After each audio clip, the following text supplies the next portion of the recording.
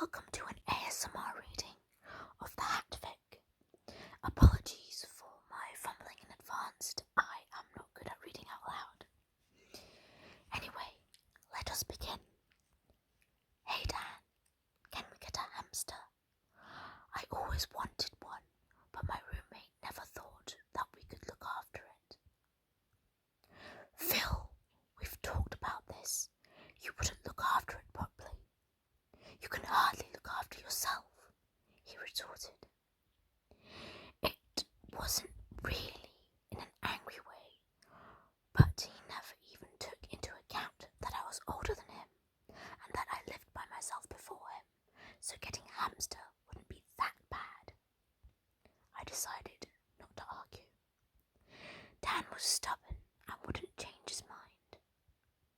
I was going into town later on anyway, so I needed to get changed. I put on my usual of skinny jeans and a top on. I finished getting the few pieces of food that Dan and I needed and was heading back to get the bus. When I walked past the pet shop, I couldn't resist but walking in, and I saw a cage with a small fluffy black and white hamster in the corner. I looked at the price, £10. It was too small and cute to say no to, so I bought it and a cage. I walked out just as my bus arrived. I paid my fare and hopped on. I couldn't stop smiling. My hamster was one of the best things I'd ever done. Or that's what I thought. I got home and shouted to Dan, Dan, come and see what I bought. He bounced into the hallway of the front door. What's up? I raised the cage, but the furry ball curled up in the corner again. The expression on his face changed from a sweet and innocent smile to a sick and twisted one, with an evil glint in his eye. I love it. I was completely wrong about saying no to getting one. He sounded genuine, but there was something about the way he said it that made me feel uneasy.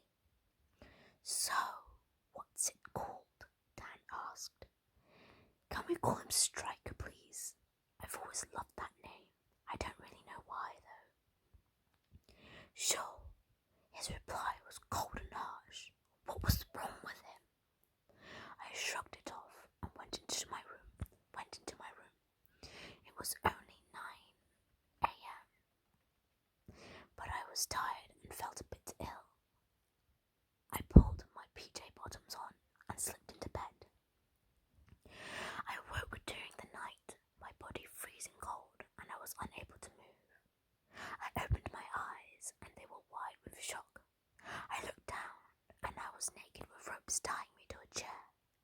And in the corner was a sinister-looking Dan that was also naked. Morning, Sleeping Beauty. I was wondering how cold the room had to be for you to wake up. His voice sounded so fluffy and innocent, but the words coming out weren't. He was only wearing his fluffy brown hat. He pulled it off to reveal a small black creature sitting in it. Striker! What the fuck was he doing? I don't normally swear, but this situation was so confusing, and I was terrified. What was Dan going to do to me? Dan, what are you doing? Why am I tied up? Why? I stopped when he moved towards me. His expression changed from being happy, like when I woke up, to murderous. Don't be scared, Phil. We're going to have some fun with Striker. He cackled menacingly and showed off his erect member, making mine start to rise. He put the hat down with Striker still sitting in there, and faced it with his length, the perfect height to aim into it. Dan, what are you doing?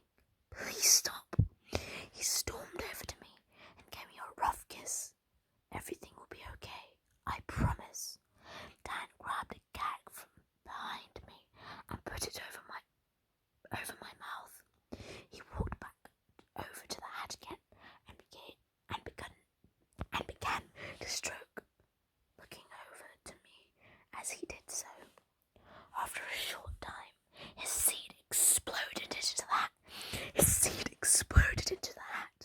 But he didn't stop there. He kept on going until the hat was filled up to the top. The white liquid was nearly spilling over the top, and my poor hamster was barely able to breathe. It was doing the doggy paddle just to survive, and all I could do is sit and watch. Dan grabbed the hamster's head and pushed it down into his own spur.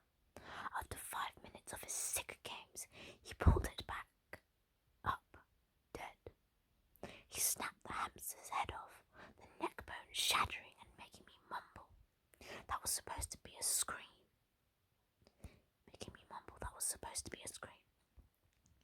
Tears flowed down my face as he squeezed the blood of Striker into the hat.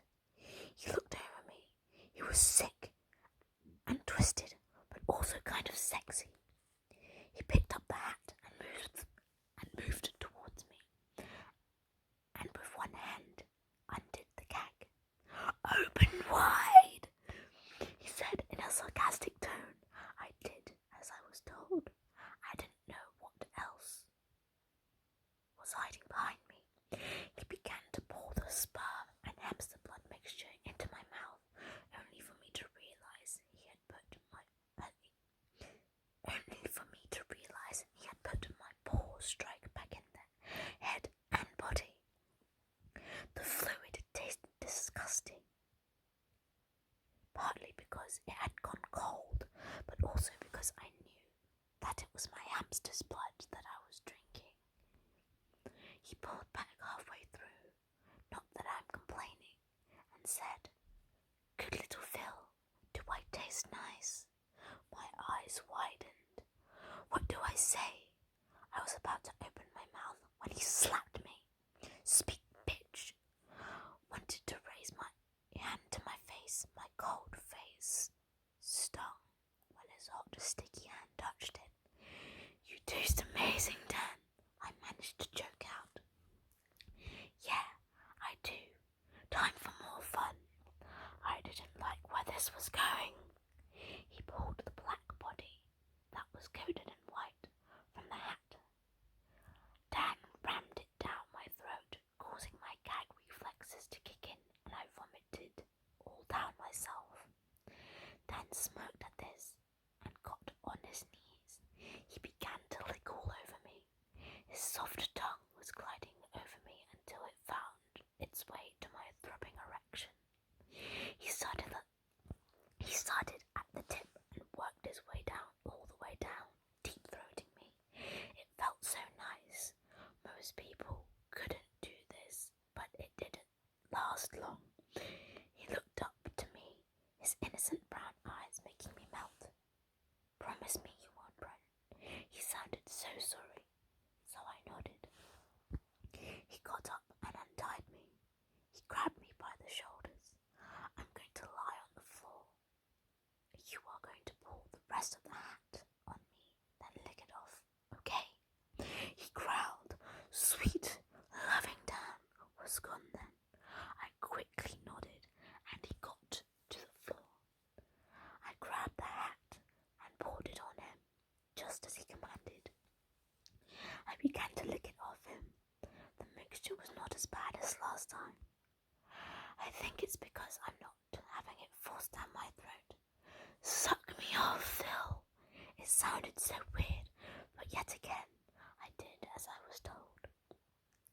I wasn't as good as him. I could only fit half of him in my mouth before I felt sick.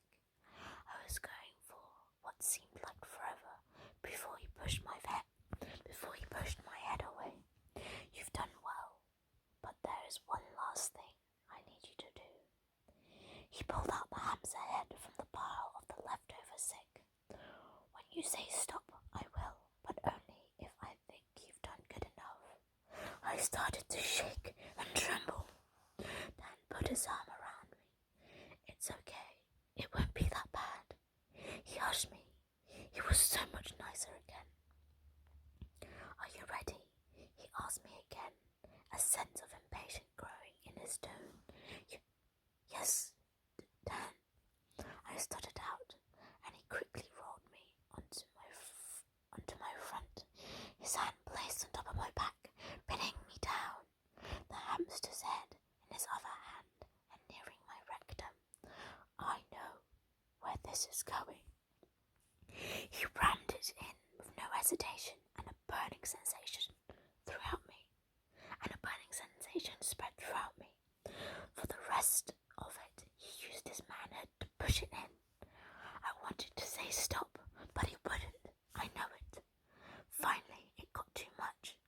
I screamed out, "Stop!" I looked back at Dan, who just grinned. "Come on, Phil. I know you can do better than that." He forcefully went in further, not quite all the way though. Dan, I'm begging you to stop. It's so sore," I pleaded, the burning sensation turning into a stabbing feeling. Dan stroked my hair and gently pulled out of me. The hamster's head was still inside me. It felt horrible knowing I had a dead animal's head sitting inside my intestines. Dan put his hand inside me, and he went deep. I cried out in pain. I felt like exploding. He showed me his hand with the head in it, and I wished the torture was over, but I knew Dan would have some other plans. But this time he didn't. And just wrapped his arm around my hips. "Let's go to bed," Dan said, pulling me up. As he said so, he leaned in for a kiss, and so I leaned in for a kiss, and so did he. We walked down into my room, where we got in, and he pushed me onto the bed. I thought he was going to want sex, but he was so caring and just spooned me until we fell asleep. I woke up to find Dan with the hamster's body and head in his mouth, chewing violently, the bones snapping and crunching under his teeth. He had blood dripping from his chin. He crawled over to me, and I licked it off for him. He grinned as though I read his thoughts, and he finished eating.